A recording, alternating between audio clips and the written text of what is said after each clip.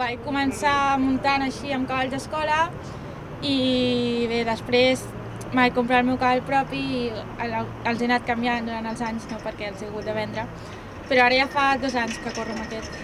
Cada dia vaig a muntar, monto 2 hores i els caps de setmana 3 cavalls, no sé, més o menys unes 16 hores o així per setmanes. He fet el desempat contra una altra nena i l'he guanyat i això, molt bé, molt contenta. He guanyat bastantes a Catalunya.